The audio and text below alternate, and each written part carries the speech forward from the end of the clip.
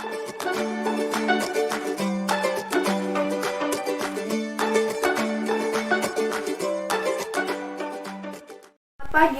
perkenalkan kami dari kelompok obat yang bekerja dalam sistem endokrin, yaitu insulin. Saat ini kami akan mempresentasikan tentang apa itu insulin. Mari kita simak bersama-sama. Pertama, definisi terapi insulin. Terapi insulin adalah hormon protein yang digunakan sebagai obat bagi penderita diabetes, di mana pada penderita diabetes mellitus tipe 1, sel-sel beta Langerhans, kelenjar pankreas, penderita rusak dan tidak dapat lagi memproduksi insulin. Insulin ini digunakan untuk mengontrol gula darah pada penderita diabetes dengan cara mengolahnya menjadi energi. Selanjutnya, untuk nama generik yaitu insulin, kemudian nama patennya itu ada Humulin N, Humulin R, insulin human basal, insulin human COM25, monotrat HM, sansulin N, sansulin R, dan sansulin M30. Yang ketiga yaitu gambar dari tiap sediaan bentuk obat insulin. Sediaan obat insulin saat ini tersedia dalam bentuk obat suntik pada umumnya yang dikemas dalam bentuk vial. Penyuntikan dilakukan pada area subkutan, yaitu di bawah kulit. Selain itu juga selain dalam bentuk obat suntik, saat ini juga tersedia dalam bentuk pompa atau insulin pump atau jet injector, sebuah alat yang menyemprotkan larutan ke dalam kulit. Yang pertama, nama dari sediaan obat insulin tersebut yaitu 1 atrapid HM penfil dalam sediaan 100 unit internasional per mililiter. Kemudian ada Insulatard HM penfil dalam sediaan 100 unit internasional per mililiter. Kemudian yang ketiga yaitu Lantus Solostar NJ dalam sediaan 100 unit internasional per mililiter. Kemudian yang keempat yaitu ada Apidra Solostar dalam sediaan 100 unit internasional per mililiter. Kemudian yang kelima yaitu Mistart 30 HM penfil yang tersedia dalam 100 unit internasional per mililiter. Kemudian yang berikutnya yaitu ada Novomix 30 Flexpon yaitu dalam sediaan 100 unit internasional per mililiter. Yang berikutnya yaitu ada Novorapid Flexpen dalam sediaan 100 unit internasional mililiter.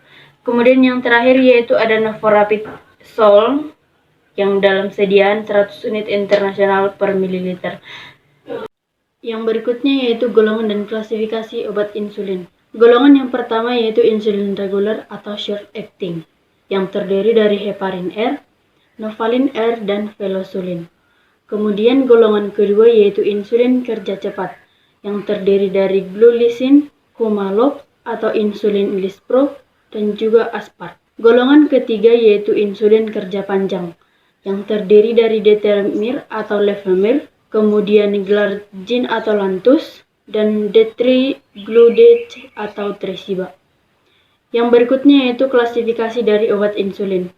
Insulin merupakan klasifikasi dari obat yang bekerja pada sistem endokrin, agen dari antidiabetik di antidiabetik parenteral.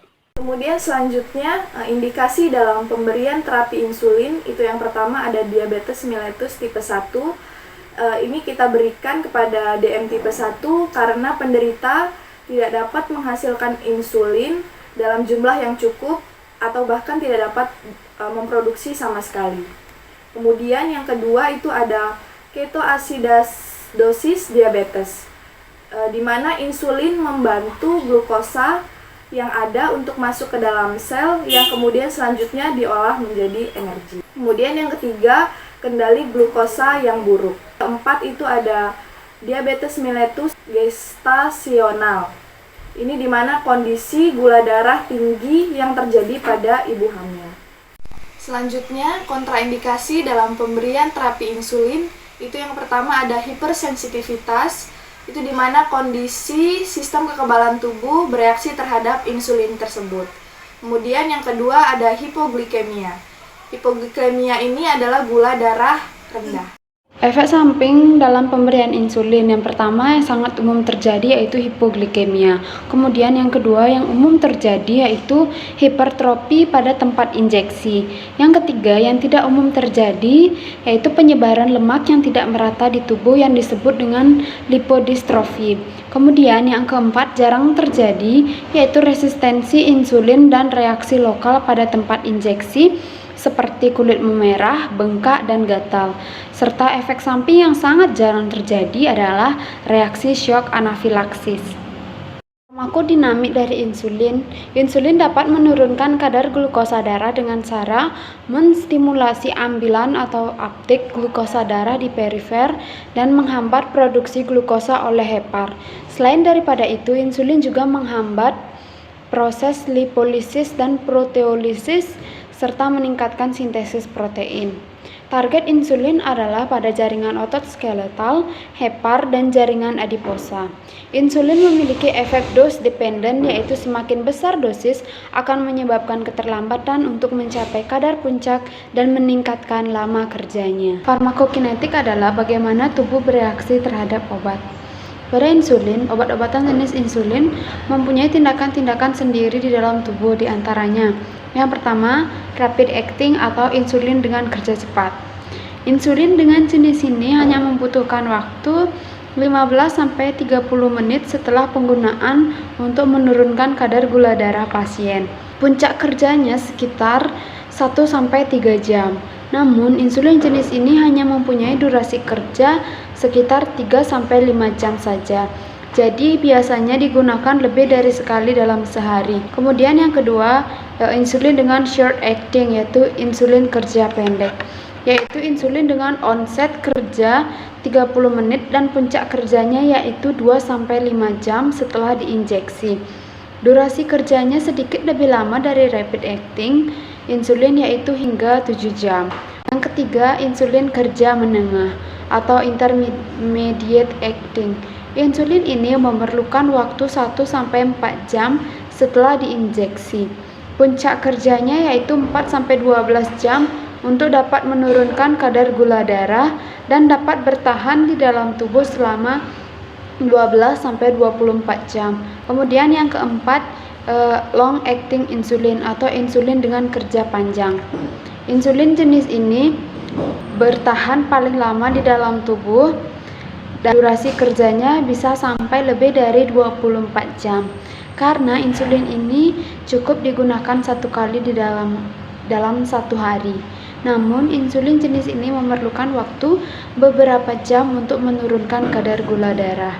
Insulin jenis ini dianjurkan untuk diberikan pada pagi hari atau pada malam hari sebelum tidur. Kemudian yang kelima, ada sediaan insulin dalam bentuk kombinasi atau disebut mixer. Misalnya kombinasi kerja insulin pendek dengan insulin menengah atau kombinasi kerja insulin kerja cepat dan insulin kerja menengah. Tujuannya adalah untuk memudahkan pemberian insulin pada pasien yang memerlukan dua jenis insulin. Selanjutnya adalah dosis dan cara pemberian insulin. Dosis menurut Cokro Prawiro tahun 2015, dosis insulin harus dimulai dari bawah, biasanya 8 unit per hari dan dinaikkan bertahap bila belum mencapai regulasi yang baik. Lalu tiap kenaikan dosis insulin maksimal 2 unit per hari. Cara pemberian insulin menurut Hidayat tahun 2021. Pada umumnya, insulin diberikan melalui rute subkutan. Pemberian melalui subkutan dilakukan dengan memasukkan obat ke dalam jaringan subkutan di bawah kulit dengan spuit kemiringan 45 derajat. Tempat suntikan diantaranya pada daerah lengan atas, sebelah luar atau 1/3 bagian dari bahu, paha sebelah luar, daerah dada, dan daerah sekitar umbilikus atau abdomen. Yang kedua, pemberian pada pasien umumnya sekitar 30 menit sebelum makan sesuai jenis insulin apa yang digunakan. Selanjutnya adalah nursing consideration atau pertimbangan perawat tentang berbagai macam cara dan waktu kerja insulin menurut Jones and Bartlett tahun 2010.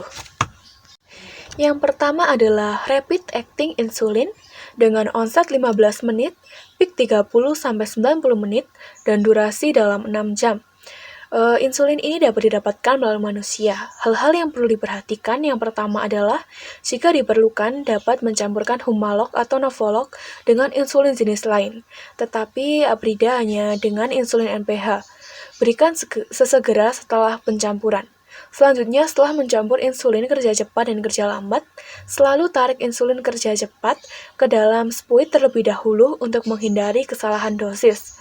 Yang terakhir, berikan Humalog 15 menit sebelum makan, Novolog 10 menit sebelum makan atau melalui pompa insulin eksternal, Abrida 15-20 menit sebelum makan atau melalui insulin pump.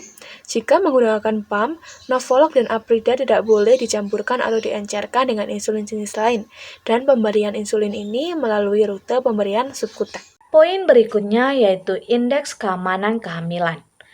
Pada saat kehamilan, terjadi perubahan metabolisme endokrin dan karbohidrat untuk nutrisi pada janin dan persiapan menyusui. Kondisi ini memiliki pengaruh pada pankreas ibu hamil, sehingga terjadi suatu peningkatan produksi insulin yang meningkatkan kadar glukosa darah yang disebut hiperglikemia. Kejadian hiperglikemia pada ibu hamil disebut dengan diabetes mellitus gestasional atau DMG. Dan jika DMG ini tidak ditangani dengan tepat, maka akan sangat berisiko menjadi diabetes mellitus tipe 2 di masa yang akan datang. Kejadian diabetes mellitus gestasional atau DMG cenderung terjadi pada kehamilan trimester 3 atau usia kehamilan 28-40 minggu bila dibandingkan dengan trimester 2. Poin berikutnya yaitu special precaution. Ada dua macam special precaution yang kami dapat. Yang pertama, pengobatan non-farmakologi. Biasanya dilakukan dengan pengaturan diet berdasarkan dengan pedoman diet Medical Nutrition Therapy atau MNT dan pemantauan glukosa darah atau Self Monitor of Blood Glucose atau SMBG. Yang kedua yaitu pengobatan farmakologi. Biasanya dilakukan dengan cara pemberian insulin.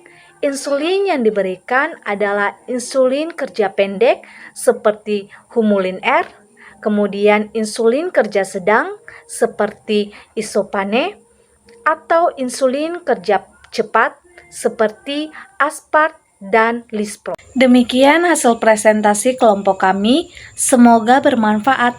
Terima kasih.